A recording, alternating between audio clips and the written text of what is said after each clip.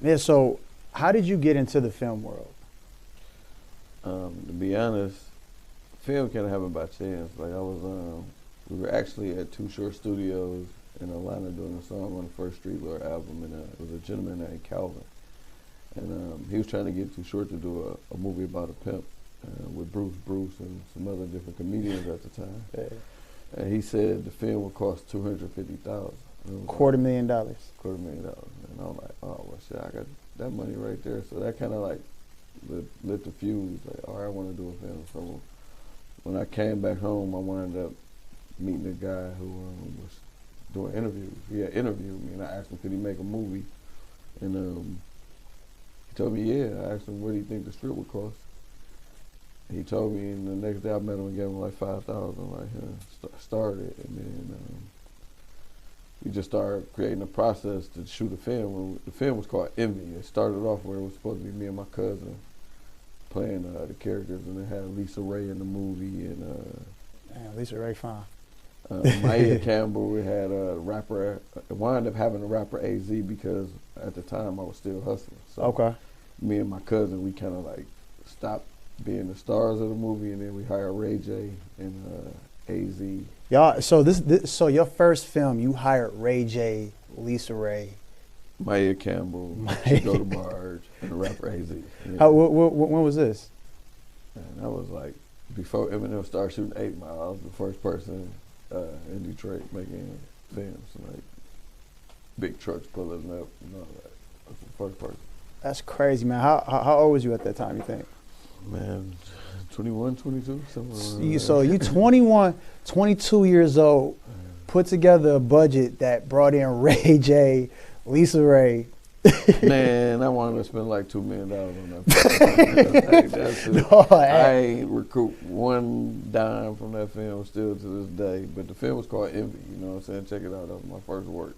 And the That's guy cool. who worked on Envy, we maintained a relationship, and then we shot one more flip. We shot one more flip. We shot Cheddar Boys. We shot a movie called Surprise.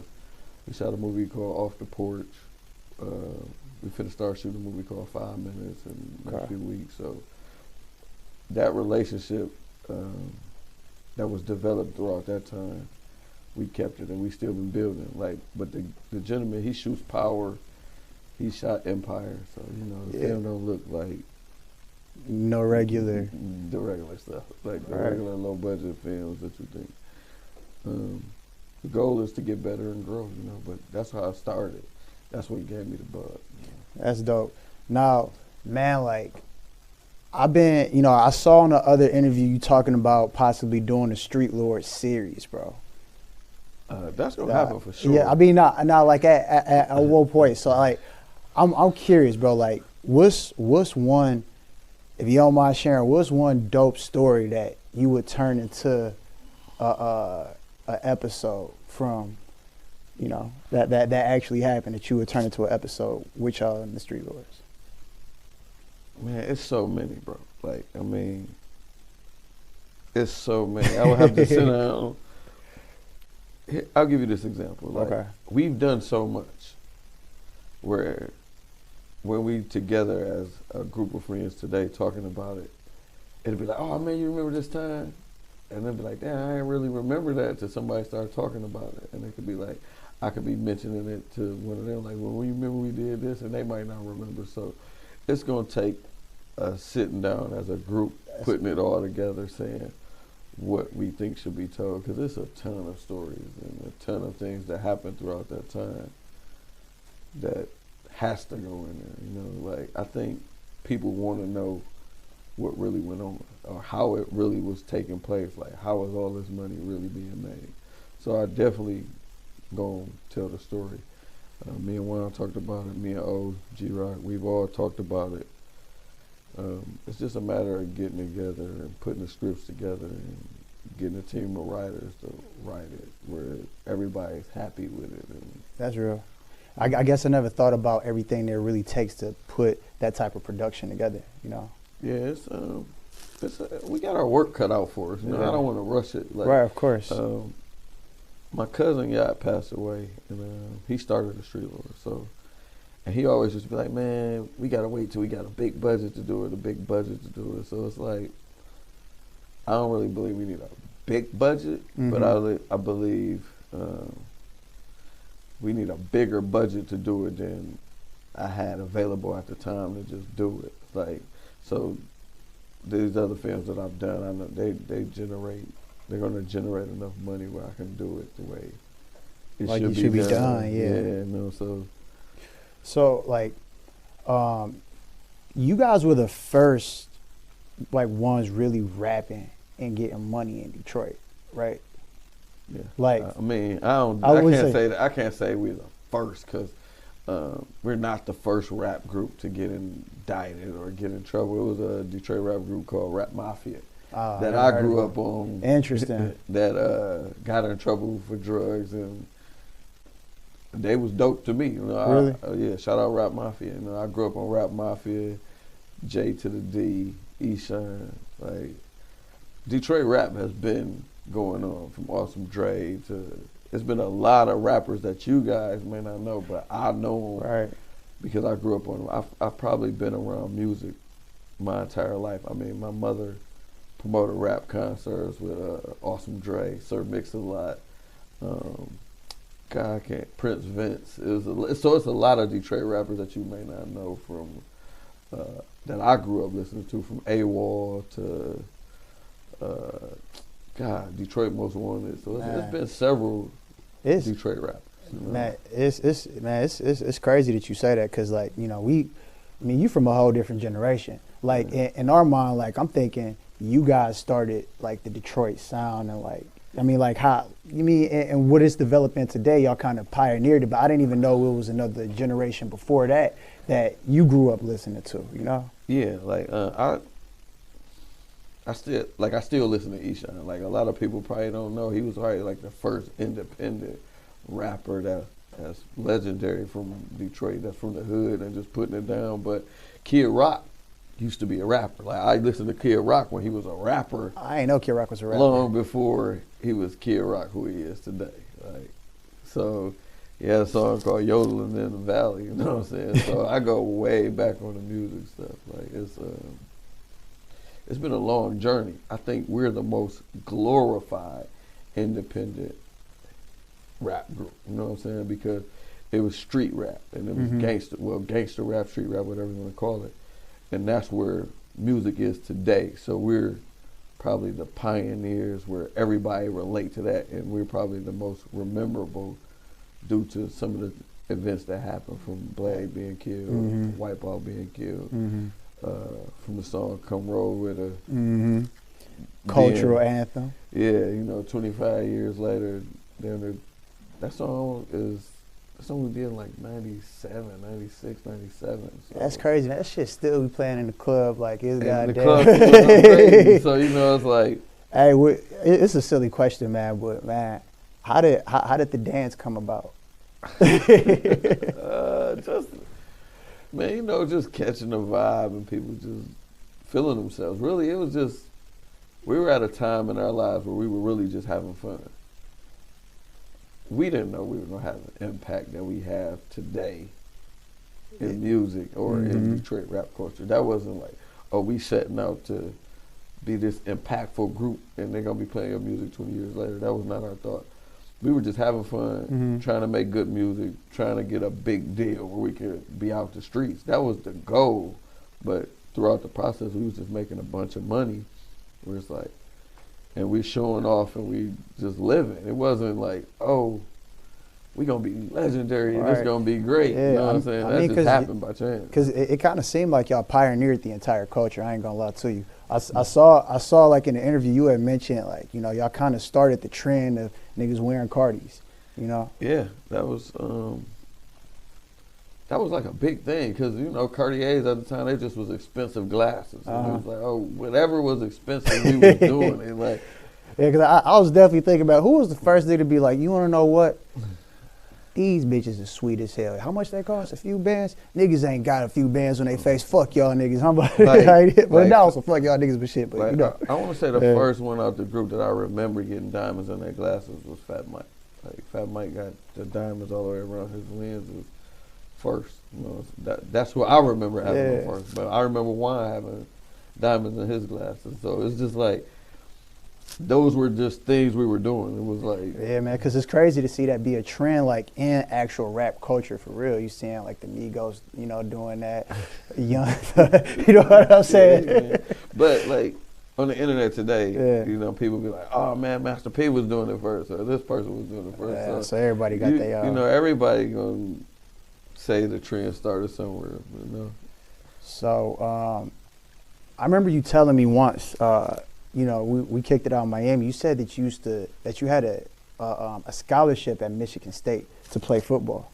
Yeah, I was playing to play ball, and it was just like, it just went left. You know what I'm saying? Like, I was a good athlete. You know, at a young age, I thought I was gonna play professional ball. So I ain't smoke or drink. Still to this day, I don't smoke or drink. But it's like, the plan was to play ball, and then when you get to high school, and it's like, man, I'm broke. I need some money today. So it's like.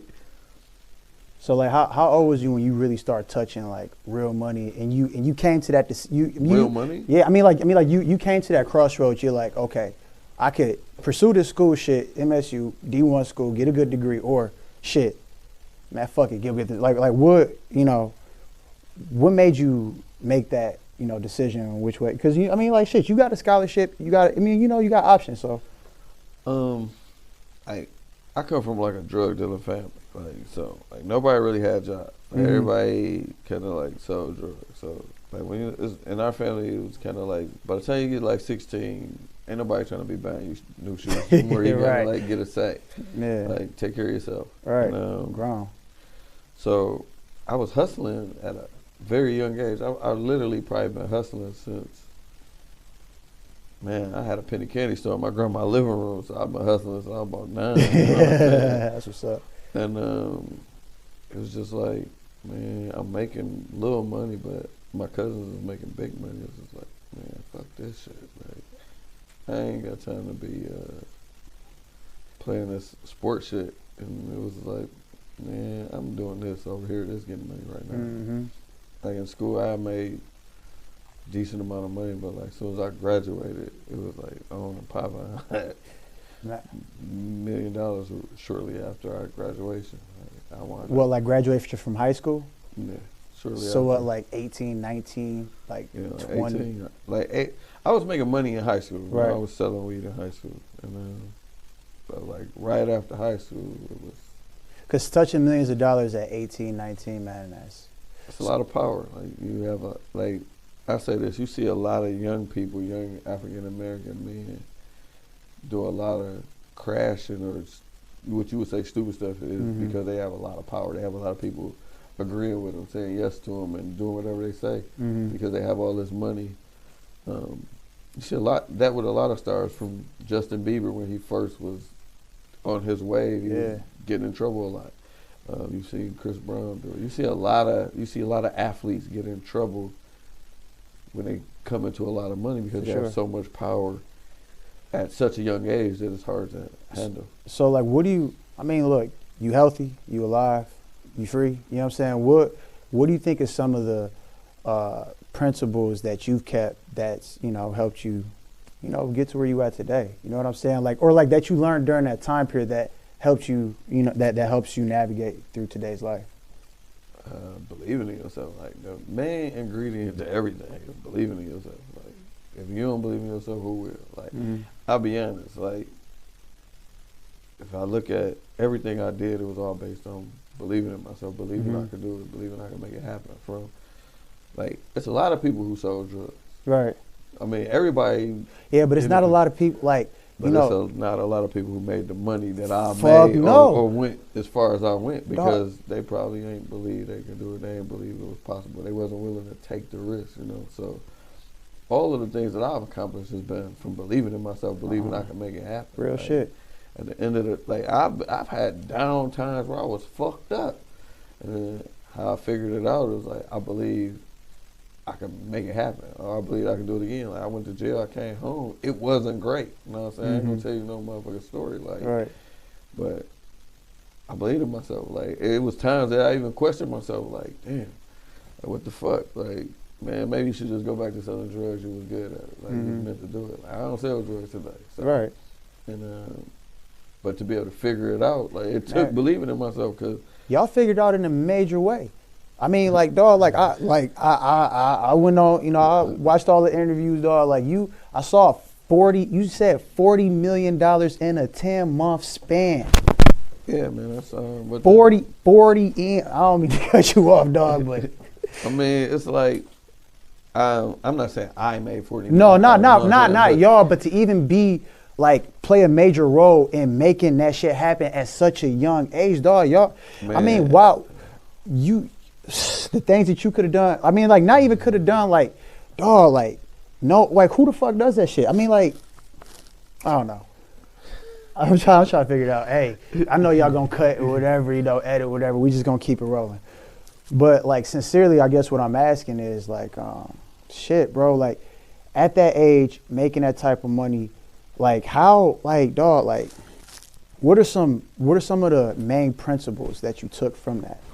You know what I'm saying? Because, I mean, like, that has to teach you some type of life. I'll give you the perfect example. Yeah. Every business that runs, it has a system. Okay. It has a formula for growth. And then when you have those things in place, when you have a system, it's just putting the people in place to help run the system. It's just simple logistics. It's not no rocket science. Like, McDonald's, they fry the fries for 5 or 10 minutes. Anybody can step in and do it and fry the fries, and the fries going to be the same. It was the same thing. If I put the truck driver in place and I load this truck how it's supposed to be loaded, the weed's not going to smell. The truck driver going to be able to go A to B as long as he know how to keep the balance out the weight of the truck. So when the truck goes through the weight station, he doesn't get red flag. So it's just logistics, man. It's not rocket science. It ain't rocket science. It's a simple figuring out systems. It's buy low, sell high. No different. To me, not only did I do that business, I had a import-export business. I imported clothes from Hong Kong, China. I went to Hong Kong. I stayed over there 10 days. I did $4 million in sales at the Magic Show, selling clothes that's crazy. At a very young age. To me, the import-export business was a legal drug business, because I was able to go buy a product at a lower price. I was able to come over here, set up distribution through the Magic Show and several different independent stores and big chain stores to distribute my product. It was no different. So is it fair to say that, like, selling drugs helped you learn the fundamentals of running a business? Like, kind of, because I ain't gonna say selling drugs. I learned that you know at 9 years old in my grandma's living room selling candy. Right. So I won't say that came from selling drugs. Right. I used to go to the candy manufacturer, buy candy at a low price, set it up in my grandma's living room, and sell to all the kids in the neighborhood. So system. The same system applied on every level. So it wasn't, I learned it from selling drugs. Right. So, I mean, selling drugs just was probably a faster product that moved. But the fundamental of that was just learning the system that you learned at 9 years old. You just applied that through multiple.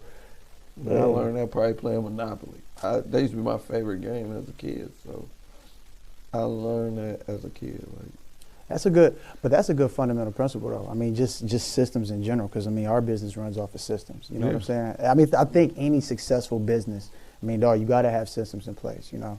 Take in stuff and fulfill everything, make sure everybody's getting what they need and they happy, you know. It's no different than Facebook today. They have a data collecting system that they sell to people. Yeah, that they sell to people. Yeah, man, so, like, for sure, man. I mean, shit. It's all a system, man. Once you figure out your system that's scalable, you can do anything. Yeah, I mean, amen. I mean, shit. Hey, I'm just freestyling at this point. You know, it's our first one. I mean, shit, I'm trying not to, you know what I'm saying? Man, it's cool, man. I'm here. I'm with it. Whatever you want to ask me, feel free. I'm an open book. I ain't got nothing to hide. For sure. I mean, like, dog, like, you a successful business guy. You know what I'm saying? I'm really just trying to, you know, just pick your brain to understand some principles that helped you become successful, you know? Man, it's believing in yourself. Man, follow your gut, like, cause it's like along this journey. You know, it's always these people that say you can't do it, or you can't do this, or you can't do that, or get a job, or you know what I'm saying? Well, like, hell yeah, I know what you said, dog. So, What? I mean, everybody been through that. But most, like, one of the other things besides believing in yourself, a key thing is having a vision. Yeah, man. Like, if you don't have the vision to see things through, it's probably not going to happen. Mm-hmm. Because you can have an idea in your brain, Mm-hmm. and you could know how you going to make it work. And you could tell everybody in this room, but they don't have the vision to see it through. Right. So they're going to be like, oh, no, hey, man, you shouldn't do that, or you shouldn't do that. Yeah, so the vision yeah. and the follow-through Mm-hmm. is what make people happen. Just think, when Thomas Edison was creating the light bulb, man, you know how many people probably was thinking he was crazy? Yeah, like, oh, turn some man, light that shit on. ain't going to work. Mm-hmm. Man, you need to stop doing what you're doing. But when you see things through, like, God give everybody different gifts. Amen. I was blessed with a vision to be able to see things through to create money, you know? I mean, so. Right. I mean, shit. I mean, like, and then double down on that, you know, like, God gave you your vision for a reason. It ain't for nobody else to see. So you have to have faith in the vision that he gave you. Yeah. You know what I'm saying? If I would have stopped because I gave a fuck what someone was saying because they didn't see what I see, I mean, shit, where would we be? You know what I'm saying? I mean, you know, I mean, shit. Family ain't believe, you know what I'm saying? Close friends end up, I mean, shit, I had to really isolate myself. You know what I'm saying? To really tap in, like to really focus and grind towards that shit, man. I ain't gonna lie to you. Yeah, because sometimes negative energy can be discouraging. So, you know, and you gotta just keep going. You gotta, like you said, be to yourself, because Mm-hmm. you know what you can do. Amen. You can't let people place their expectations on you. You know Nah, what I'm saying? man. Amen. Yeah, so as long as you, man, believe, shit. If you believe in yourself, you can do anything. Mm-hmm. Like, really believe in you taking action to do something. Something gonna happen, because I ain't go to college. I ain't have no blueprint. I don't do all the shit that I've done. Like, you know, I've been in a room with some very wealthy people, influential people. Mm-hmm. But I just got there from believing. You know what I'm saying? Not because of. Did you have any mentors or anybody like who guided you early on that taught you like a lot of principles, or multiple people? Like, did you have any mentors coming like that you? Mentors? Yeah, I mean, like, you're not going to them and say, "Hey, you're my mentor," but like, you know, like they. People I looked up to. Yeah, I mean, like who, it showed you shit. You know, like guided you along the way. You know, you know, like how to deal with certain situations and certain people, or how to do this better, or you know what I'm saying? Unfortunately, no. That's why I try to give myself to the other people. Like, if somebody want to know something, I try to help them. I had probably had more people try to take advantage of me because they thought I was a young drug dealer or whatever, than people that was more receptive and open to helping. Growing up as a kid, I had people that I looked up to. Some were good, some were bad. You know, like my cousin, I think he played a very influential part in my life. My cousin who passed away, I think he played a very influential part. What's one of the main things he taught you? You know, that stick with you. Think? I was young, and you know, I was playing ball, and I wanted to be hustling, and he was just like, "Man, you gotta be patient, man. Your time will come." So, and that kind of stuck with me. You know what I'm saying? Like, being an athlete, like my cousin Brick, they kind of looked out. They kind of wanted to probably see me go a different route because I was talented. So they would kind of like make sure I had what I needed to have, but I just wanted more. And then when it was time to get in the streets, they was kind of like, "Man, just have some patience. Like, man, it don't happen overnight." Mm-hmm. So, and I carried that with me in regular life. You know what I'm saying? Everything don't happen overnight. Most of the things that happen overnight don't really last. So. All right, that's real. All right, so I guess let's go back to the film. What you said you working on a new project coming up? Yeah, I got a new project coming up called 5 Minutes, starring Sada Baby. Eastside, Eric Rose, Jasmine, Renee. That's dope. A lot of other up-and-coming actors, you know what I'm Okay. saying? Like, those may be like the popular ones, but over at Cheddar Boy Films, I'm trying to build a quality piece of work and give people opportunities who would never really have opportunities. So I want to constantly get new faces and create new talent and give people opportunities. So that's what it's really all about to me. That's probably the biggest blessing of it all, just seeing different visions coming together, seeing people have fun, giving people opportunities who normally wouldn't get these chances. Right. Because some of these people are going to go on and be great and do great things. Like, it's a lot of talent in Detroit and around the world who just don't get the opportunities based on circumstances. So to be able to provide that for different people is like a dope opportunity. It is, man. I mean, dog, like, you know, Detroit is 87% black. Yeah. In my opinion, I think this is the best place in America, if you're black, to come move to and try to start a business and get it on. Because if you know, like, I feel like if you got dignity and you sincere about your craft and you get out here and you try and people feel that energy and, like, they see that they can grow with you, people going, for the most part, fuck with you. You know what I'm saying? That's dope. Yeah, I think that too. Like, man, I think anybody, anywhere, if you keep trying to do something and you got a positive energy, positive vibe, people gravitate to that. I've been all over. I just recently came back from doing like a press run in Dallas. Man, I got a lot of love. People were super receptive. It felt great just to go somewhere else and people rock with you because they see your work ethic, they see you trying, they see what you're doing. So, you know, I think that work ethic resonates everywhere. You know what I'm saying? Because everybody know the struggle. Everybody know what it takes. So when they see somebody persevering, it's like, oh, let's cheer him on. Let's support. Man, that's another thing. Person. I'm glad you said that, work ethic, man. Work ethic. Because, I mean, like, hopefully, I don't know, one day, you know, it's some people who inspire to be in film or, you know, want to take different routes of entrepreneurial shit, right? And, you know, it's hard. It's not, like, it's doable, but, you know, it takes time. What do you think what's your work ethic like?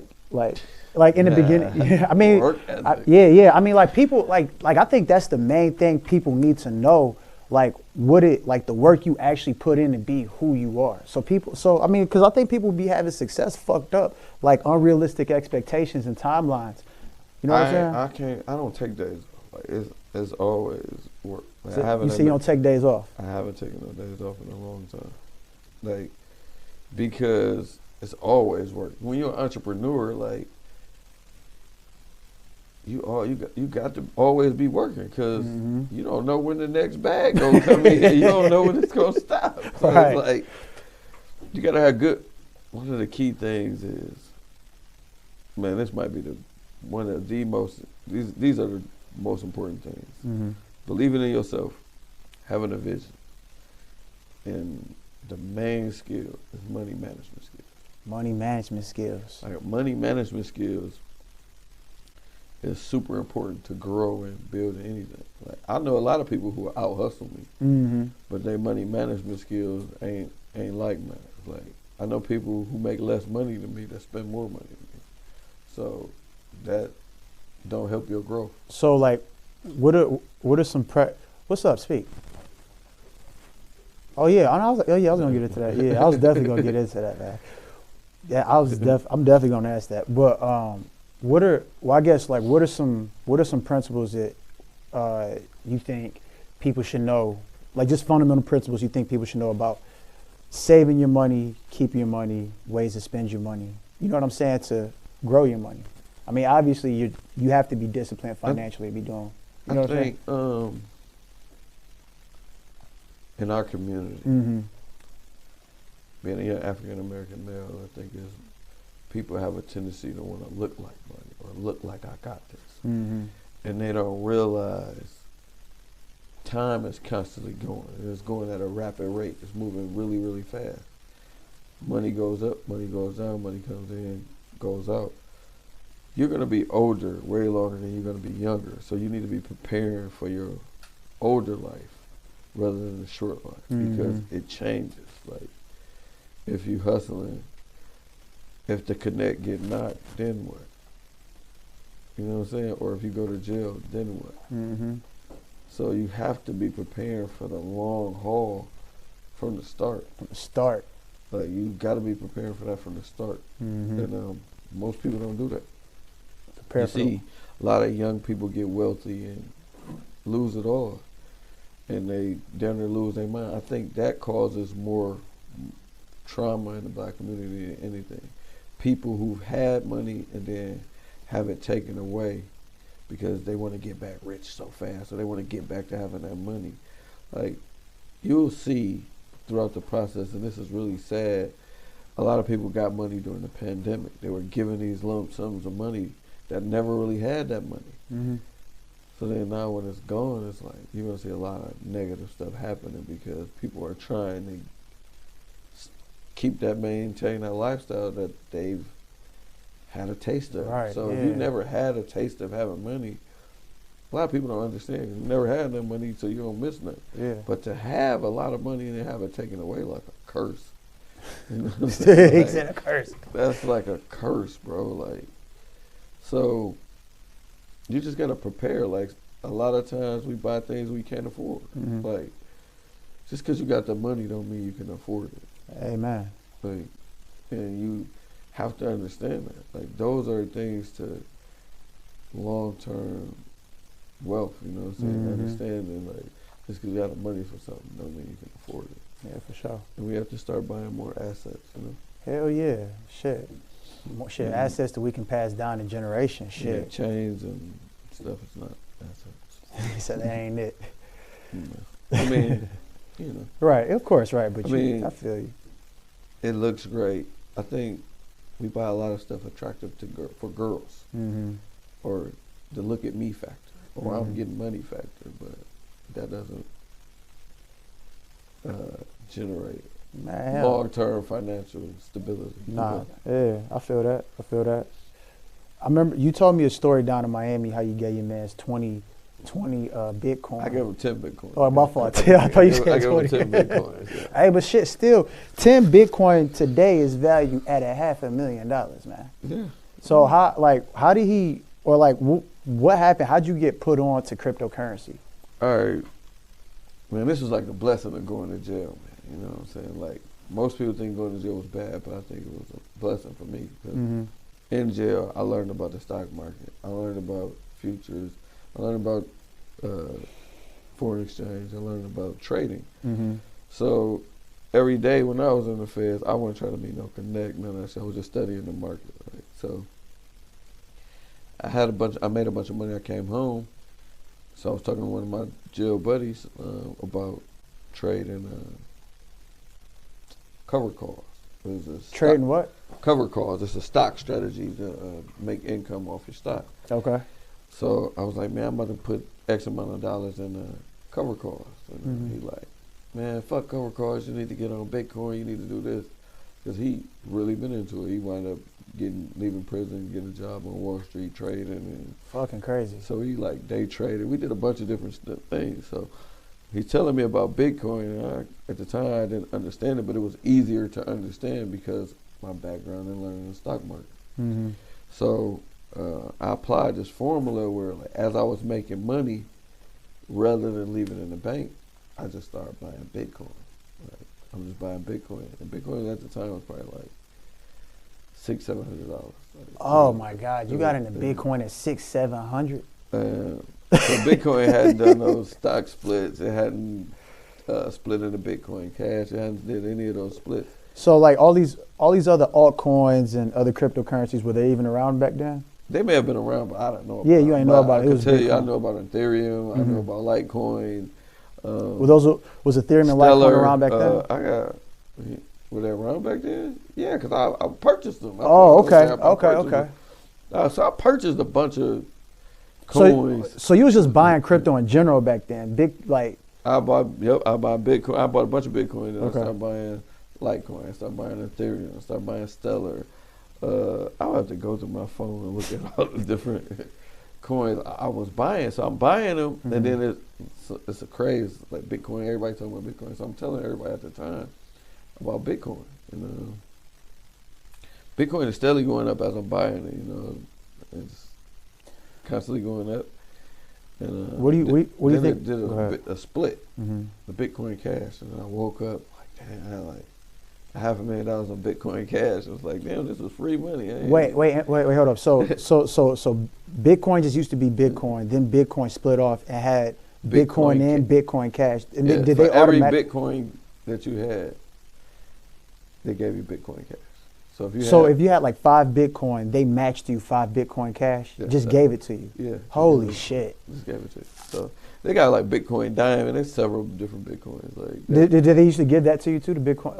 Every Bitcoin time Diamond? it did a split. Yeah. If you owned a Bitcoin, you got whatever split off the Bitcoin. What the fuck? I guess you got to own a whole Bitcoin to know that. So I woke up one day and I had like $500,000 in Bitcoin Cash. So, you know, I wound up selling some of the Bitcoin Cash just like then because it was free money. Hell yeah. And yeah, so it just it's like. Hey, so would you recommend, like, is it fair to say it's probably safer to put your money in cryptocurrency than it is to leave it in a bank account? I personally believe that. But I don't know. Yeah, but I think you should put the money in that you're not about to use. Yeah. No, I wouldn't say put no money in there that you need to eat. Yeah, because the market fluctuates. It goes up and down. You know. Of course.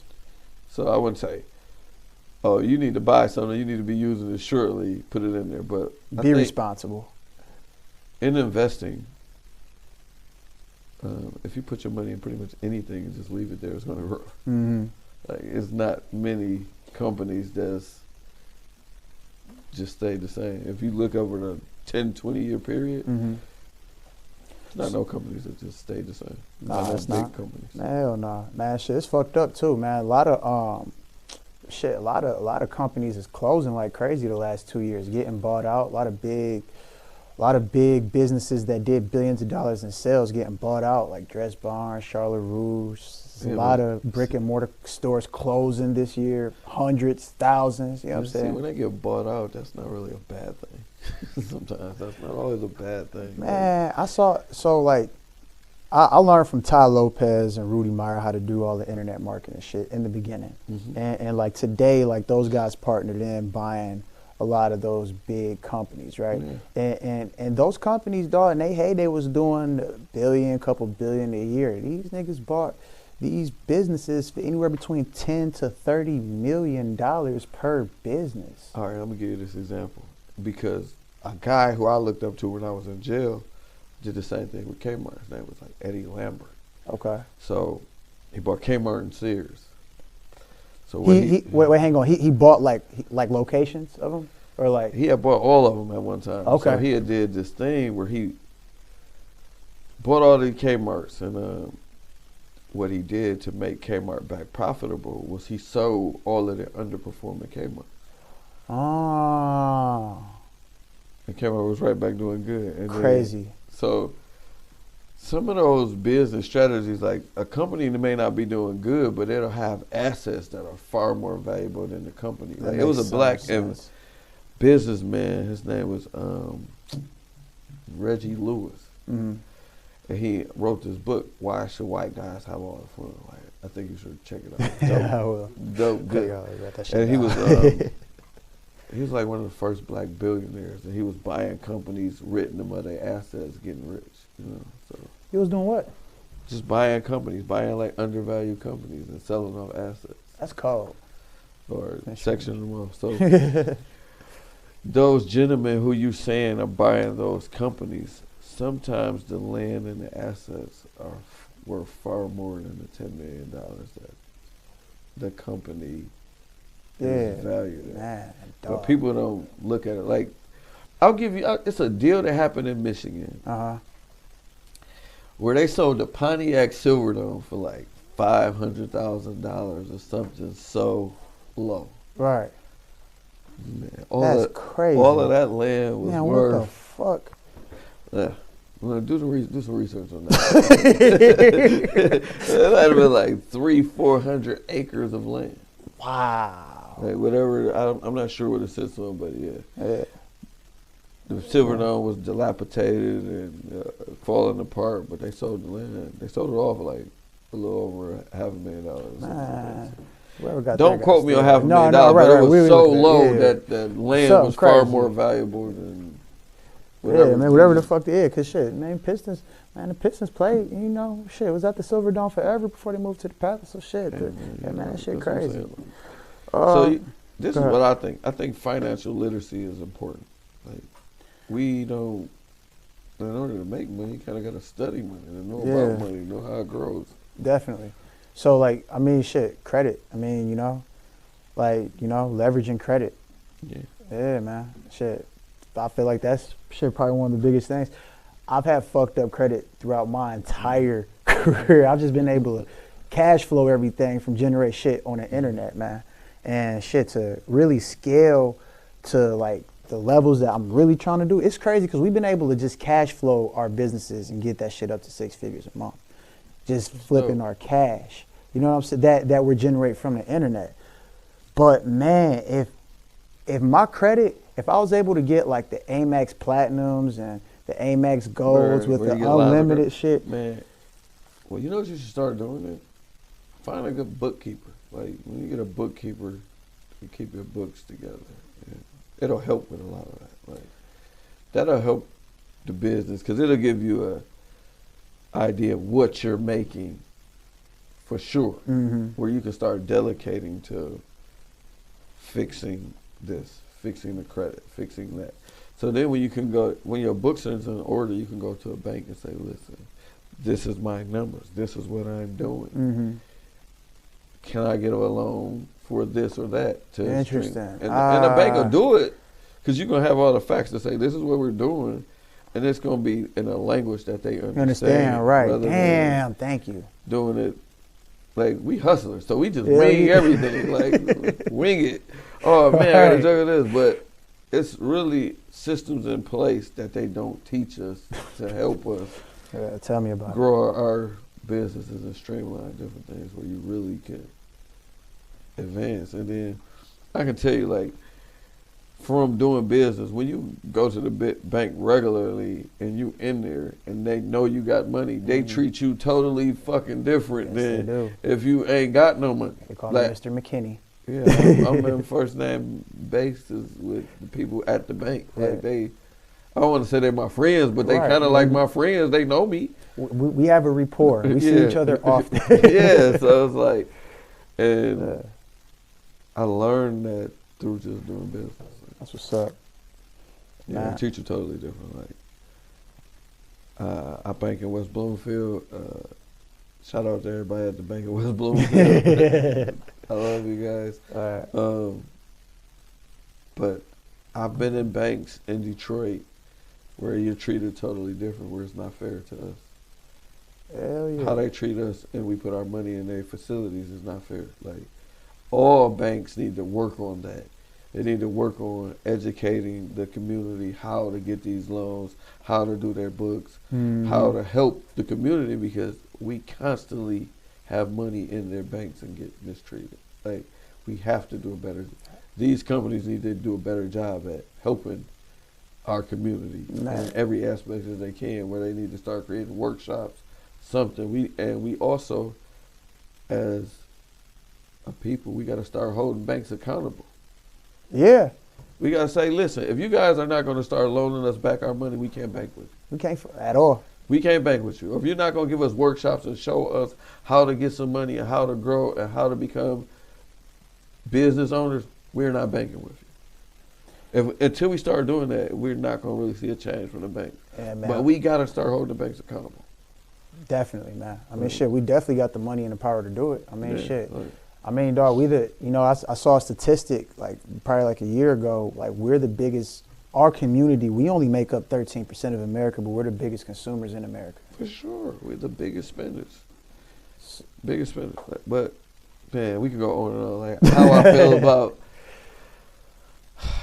I'm just about ownership. You know what I'm saying? Like at the end of the day, it's about ownership with me. Like, and we as a people, we got to start owning more stuff. Like we got to start owning more platforms. We got to start owning more banks. Hell yeah. Whether it's, we need no knock on Instagram. I use Instagram. I use Facebook. I genuinely respect and appreciate their platforms that help me reach a lot of people. But we need our own version because it seemed like to me, Lil Boosie has had several incidents that we know where his Instagram was taken. Yeah, fuck. And he was using his Instagram to provide for his family. Yeah, man. And it was taken away.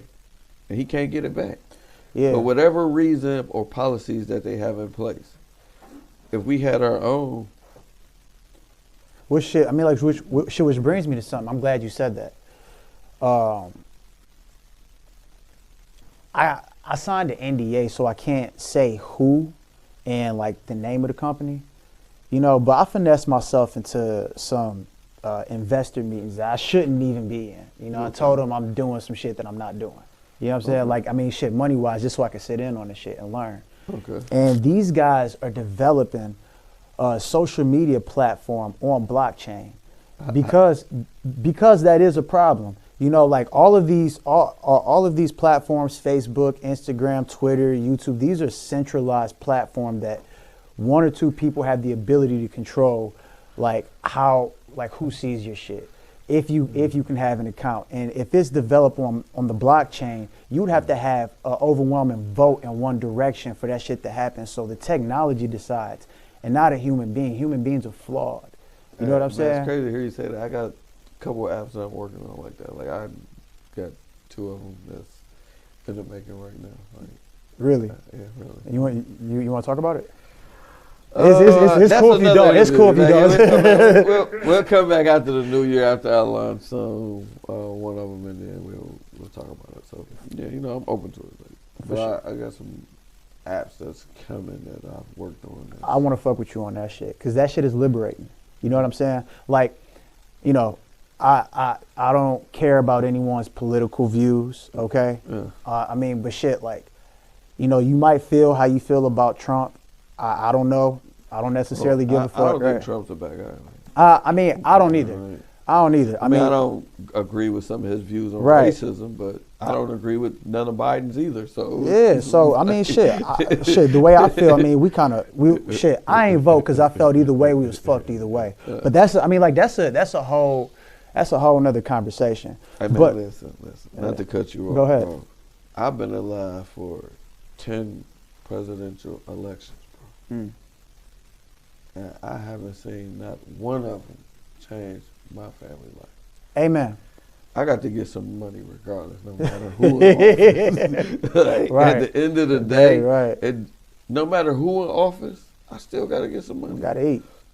My family has not been changed drastically by any of them. You know what I'm saying? That's facts. Some of them have done more harm to the black community than others. And, you know, black people have a thing where they Democrat this, Democrat that, but there's been a lot of cases where the Democrat has incarcerated more African Americans than any Republican. Man, we are like, I mean, so shit. Amen. Let's look at it objectively, and then we got to start holding these people accountable. Amen, like, bro. I said it. I feel the same way. Biden made all these promises about student debt and forgiving student loans, and now he's talking about payments due in February. Right. Where's the accountability? Like, oh, he gets the black sister to run with him to entice the black voters and to been vote hiding for her him. all year. I've been saying this. He's been hiding her all year. Have you seen her since the election? No, I'm not really into politics. I ain't into politics at all, but have you seen her since the election? I mean, I wasn't, to be honest, I'm all for black sisters, but wasn't a fan of her prior to her being picked to run with the gentleman. Because of her history? I just wasn't a fan of her. I'm not a fan of nobody who's support locking up African Americans at a high rate and investigating the African American community at a high rate. Yeah. And they're investigating Caucasian community. Right. So, not a fan of that because there's no statistics that say black commit more crimes than white. None. But we know that through statistics that blacks are investigated more than whites. Yeah. So when you look at the facts, like, it's not fair. The justice system is not fair. It's not fair at all. You know what I'm saying? And it could never be fair because it's ran by human beings. So until we figure out a system where it's all nationalities running it, because if you go throughout all the courts today, it's still predominantly white. It's predominantly white. Yeah. So the court system needs to be redone where it's equal amount of people from all nationalities for it could be a fair justice system. And there need to be people from each community to represent. Where it's a relatable offense. Like I'm recently in court because I applied for child support for a kid of mine myself. You know, like I went to the court and said, I want child support. I want to see my son because I don't want his mother dictating X, Y, and Z.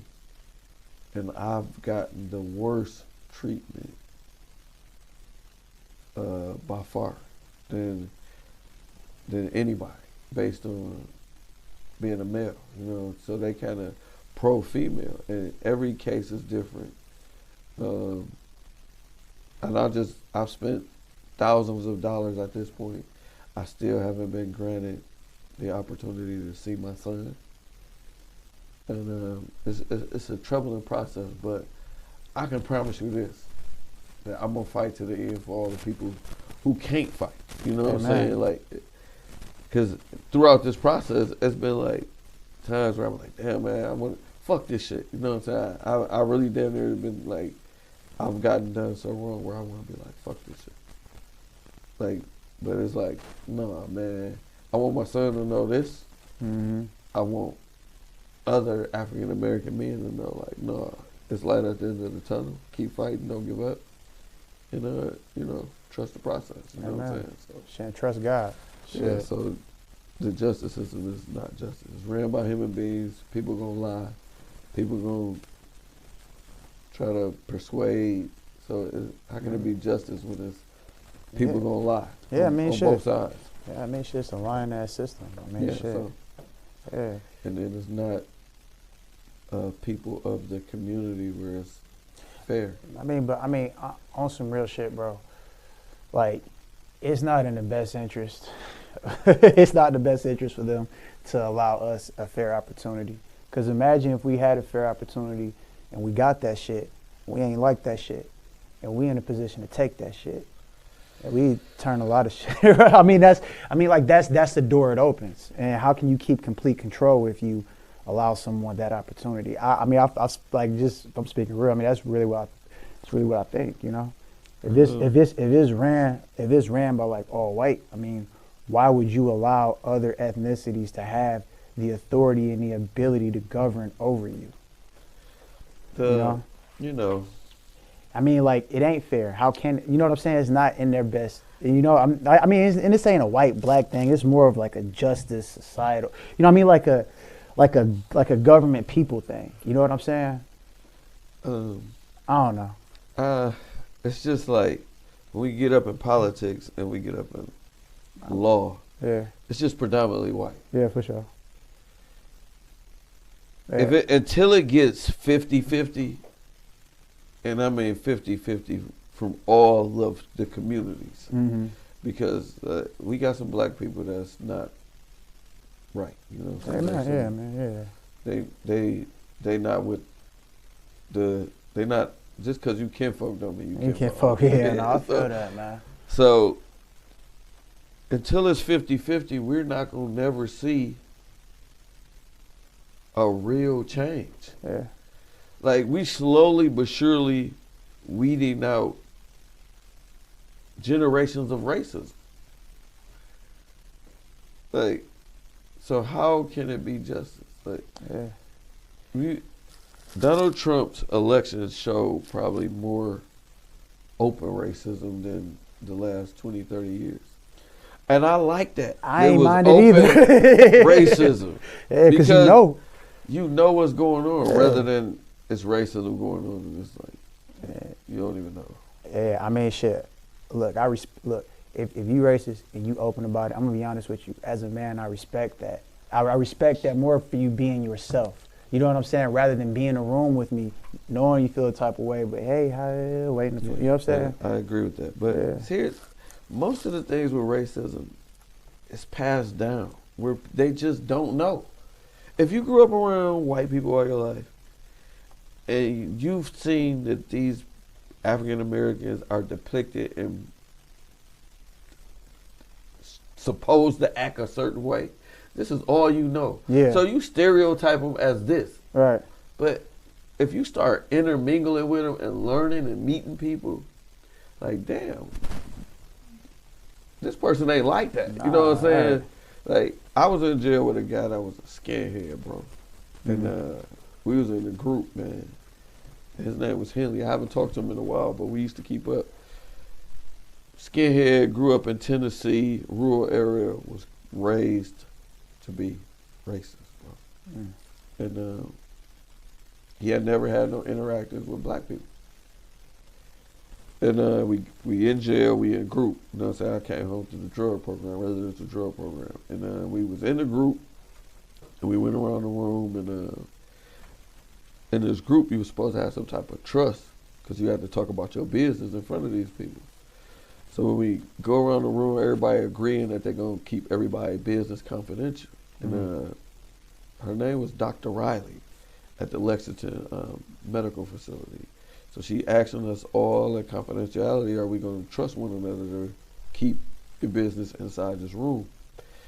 And everybody said, yeah. When she got to Mr. Henley, he was like, I don't know, because I don't trust nobody in here. And I never forgot this. It was like, well, if you don't trust nobody, you're probably not trustworthy. And it kind of like hit home.